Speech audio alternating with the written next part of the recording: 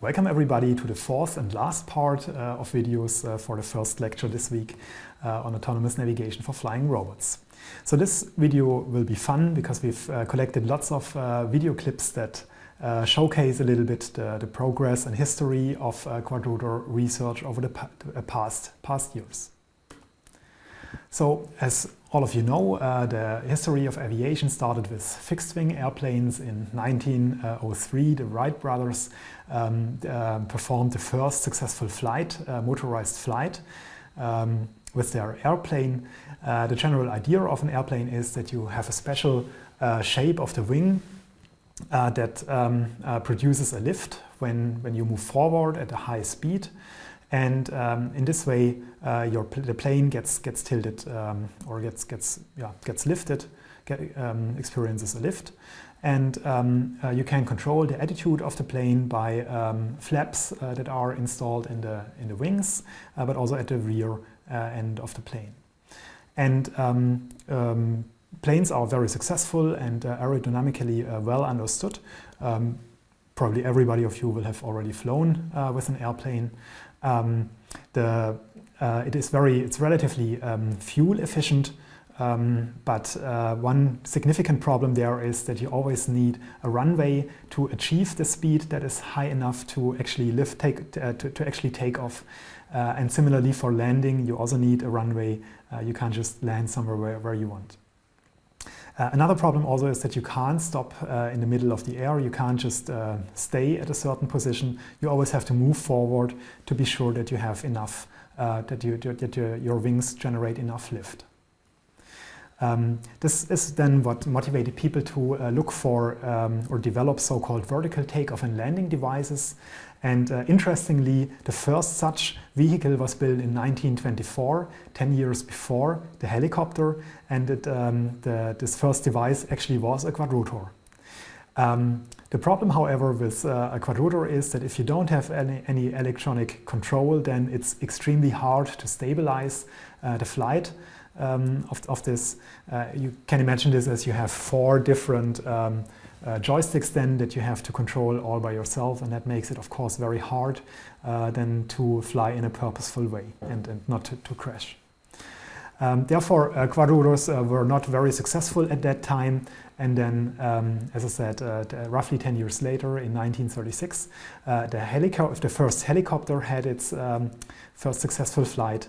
The idea there is that instead of having four rotors that are hard to control, you just have one main rotor in the middle, and by a very intelligent or very smart mechanical construction, this rotor can adjust the pitch of the propeller depending on the current orientation or the current rotation angle of this main rotor, and that leads then to different thrust in different regions around the helicopter, and with that you can control the pitch and roll. And with this design, it becomes possible to navigate manually. Of course, you still need a skilled human pilot, but this can be done so only a single person can do that. One problem obviously is that, and you remember that from the previous video, that if you have only a single rotor, then this induces a torque on your vehicle. So if you wouldn't do anything else, you would start turning around your own axis. And this is why a helicopter has a second tail rotor that then compensates for this torque. The good thing about helicopters is that they are easy to fly by a pilot, but the disadvantage is that you need this mechanically relatively complicated swash plate in the middle, and also the rotor blades are relatively large, and that makes it relatively dangerous when you come close to buildings, for example, because if you touch something, then then you'll probably crash. But nevertheless, helicopters and planes were the most used aerial vehicles until maybe 10 or 15 years ago. Because those were the only vehicles that you could fly and control easily yourself using a remote control or using a control This changed dramatically with the development of new MEM sensors that appeared in end of the 90s, beginning of 2000s, because that then suddenly enabled hobbyists to develop microaerial vehicles that could do the attitude stabilization on board using such sensors, and that then led to the development of the first remote-controlled quadrotors that were actually relatively easy to fly. And then, of course, people started to add cameras to the quadrotors and use that for recording extremely impressive flights. This one was recorded in New York, for example, and the quadrotor, you can come, because it's an unmanned vehicle, you can come relatively close to such structures, also to buildings. You don't have to be afraid that the pilot could get hurt. You can really create a stunning views from above, and this is a technique that has become quite popular now among photographers and movie makers. So many stunt scenes also in the new James Bond movie, for example, have been recorded from quadrotors. Also during sport events, partially quadrotors are used that are then remote controlled by the photographer. Of course, the development continued then in this direction, and by just adding a camera that can transmit the video signal, you can actually get very nice aerial views and a very immersive experience of that. This group here, for example, from Sweden, used an Oculus Rift device in combination with a quadrocopter to get a live stereo view of the world around them. Or it's actually an octocopter, and then you get an image like this. For seeing this now, right, you would need an Oculus, but you can imagine that this is, with a system like this, you can have lots of fun when you're flying around. Good, but as nice as all of this is, it is still remote controlled, and so the main question for us in the remainder of this course is how can we actually achieve autonomous flight? And also people at universities then started to look at this problem, and initially then used external positioning aids like the GPS system, for example, for outdoor flying, or motion capture systems for indoor flying. So GPS is relatively easy to receive. The only problem is that it's not very accurate, and that you don't get too many position updates. Maybe you can read it out at 2 Hertz or so, depending on your receiver. This is different if you go indoor. If you have a motion capture system, then usually you get pose updates at 200 to 500 Hertz, and you can get down up to millimeter accuracy, for example. And if you have the position, then of course you can write a controller that moves the quadrotor towards a desired goal location. But even if you fine-tune your controller as good as you can from a theoretical point of view, if you run it for the first time, you will notice that the quadrotor will not exactly perform the trajectory that you've been hoping for. And so you need some training or adaptation of the flight parameters, of the dynamic calibration of the dynamic parameters to actually make the quadrotor perform the trajectory you desire. And but then when you have done that, when you have a good calibration, then you can really do impressive things. For example, you can perform flips with the quadrotor, but you can also fly very accurately to certain positions and through, for example, also through windows. And this is now probably for the first time where quadrotors really exceeded, where autonomous quadrotors exceeded the capabilities of manual pilots. So a manual pilot would have a very hard time here to do something similar, but of course with a computer you can train and plan motion trajectories that are very complicated, and that, for example, allow a quadrotor to fly through such a window. It's interesting to note here that the quadrotor is not stable in this position. So as you know, it's only stable if you're leveled horizontally. As soon as you're moving vertically, for example, then you can only hold this position for a very short period of time. You can increase this, or you can adapt that to ping pong playing, for example. This is a video from the Flying Machine Arena at ETH Zurich. Here 2 Quadrotors are tracked at the same time by a motion capture studio, and also the ball is tracked. And then you can develop algorithms that can control a Quadrotor fast enough that it actually returns the ball, and with that you can create a tennis companion, for example, that could play ping pong with you. Another really cool video that probably inspired lots of people to see more in Quadrotors than just toys was this video from the GRASP laboratory at the University of Pennsylvania, where it was shown for the first time that you can actually build larger structures by using a Quadrotor. So here it's still a motion capture system used to track the position of the Quadrotor, and so this allows you to get the position of the Quadrotor, but also the position of all the parts that you want to move,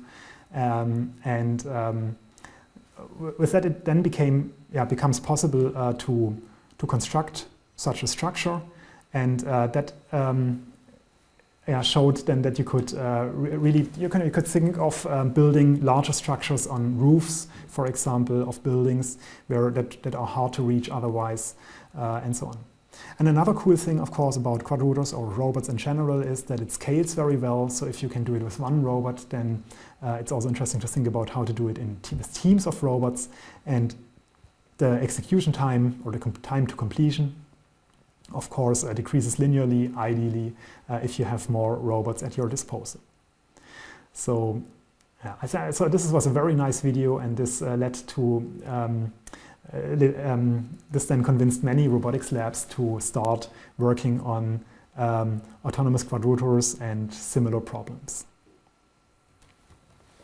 Good. And then another thing that, of course, also happened at the same time was miniaturization. So instead of having large Quadrotors, you can try to make them as small as possible, as lightweight as possible. This has a number of advantages. When they are smaller, they need less space, they make less noise, they are less fragile, and they are, of course, also less dangerous for humans. And then you can, again, train the dynamics model and so on. And when you have multiple robots, then you can do formation flight, cooperate between these robots, for example, to make them move coordinatedly through a window. So this is now an array of 4 by 5 nano quadrocopters,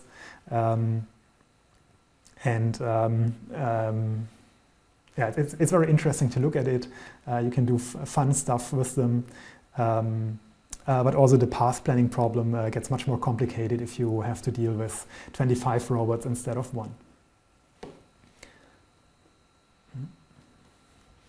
The next thing then is that you would like to have a natural interface to interact with with the Quadrotors.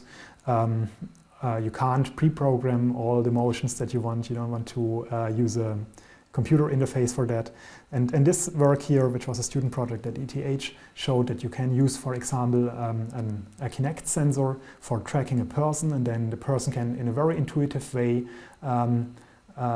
specify the target position for the Quadrotor. So all of these are very cool results, but it's clear that for real applications, external motion capture systems are somewhat unpractical. And so the question is whether we can do the same also with onboard sensors. And of course, one of the simpler sensors is just to use a GPS receiver. We will also deal with that in some of the exercises in this course. An alternative is to use a laser scanner, for example, but this is relatively heavy and relatively expensive to use. So we strongly focus in our research group, at least, on using cameras, also including depth cameras like the Kinect, for getting good 3D models and obstacle maps for autonomous navigation. So the goal in general, both of course for this lecture, but also for our research in general, is that we want to enable flying robots to operate fully autonomously in 3D environments. And for that, we want to use primarily the onboard sensors, and then in particular an onboard camera, because it's a relatively lightweight sensor and it provides rich data about the environment. Then of course we need to focus on all kinds of sub-problems, including, that we'll also partially cover here in this lecture, including 3D navigation, but also localization. The Quadrotor needs to know, of course, where it is. We need a 3D reconstruction of the environment we are operating in, simply to avoid obstacles, but also to be able to plan trajectories, find the shortest path between 2 points, and so on. Then at a higher level, we're also interested in exploration of a scene and semantic scene understanding, and of course in intuitive user interfaces, for example, to be able to follow a person automatically and to understand the gestures of a person. So the instructors of this course is me and Professor Daniel Cremers. We have support of one of our PhD students, Kahl, and 2 of our master students, Julian Touch and Jonas Jelten, who will help us with the exercises. The computer vision group in general has more members, of course. So next to Professor Cremers and me, there are 2 more postdocs and 11 PhD students. And of course, we have a whole bunch of master students working on all kinds of problems. So our research topics are not only quadrotors and depth cameras. We are also looking at visual SLAM, of course, and then 3D reconstruction, but also image segmentation and scene understanding, shape matching, for example, if you try to find correspondences between 2 3D shapes, and more general, we have people working on convex optimization of all kinds of problems, for example, in optical flow or motion estimation, super resolution, and so on. So in the remainder of this video, I just want to show you a few of the research results that we did over the past years. This is actually one of our first videos on quadrotors. This was the master thesis project of Jakob Engel, who's standing here in the middle. And he used a Parrot AR drone in combination with PTAM, with the PTAM library, to build a visual map of the environment and then use that map to localize the quadrotor. And then even if you push away the quadrotor from its set point, it is automatically able to find back to its designated goal location. And in this video you can see a bit more details on the approach. In the middle you can see the quadrotor flying in a typical environment. In the bottom right you get the live view from the quadrotor. This is being used then by PTAM to build up a visual map. It first extracts visual features, so-called fast corners in this case, and then triangulates them and optimizes their 3D pose to obtain a so-called feature-based 3-dimensional map, which is visualized on the left side. And with this visual map, it can quite accurately recover and find its position and then use that for flying back to its pose. Another problem is, of course, that if you only have, so PTAM, pure PTAM only recovers or learns a 3D map up to scale, because with just a single monocular camera you cannot infer how large the world is. But because the AR drone has this ultrasound sensor, it can measure the distance from the ground and also its absolute horizontal speed. And by using these measurements, it becomes possible to estimate the real scale of the world, and then with that fly automatically figures that have a fixed size in the environment. So for this figure, for example, we could specify beforehand how large the sides of the house are. Yeah. Then we also have been working with the Aztec Pelican platform. Here, this was a paper that we submitted to RSS, or that we published at RSS last year. Here we have a Kinect or an ASUS sensor mounted on the Quadrotor, and from the data from this sensor, we are able to estimate the pose of the Quadrotor in real time, but also generate a dense 3D map of the environment. And as you can see from this model, this would already be quite useful for an architect to take certain measurements, for example, to decide how large, how high the table is, or how much space you have in the kitchen for an additional cabinet. We're also interested in 3D reconstruction in general, not only from Quadrotor data, but also from handheld data.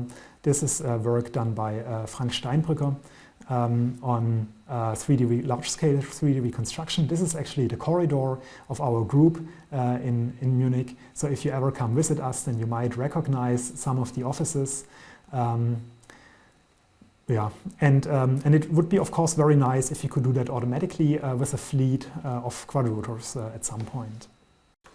So if you like to know more about our research or our group in general, then you're welcome to visit our website at vision.in.tum.de. We provide there the full-length papers of our research. We also published some code as open source.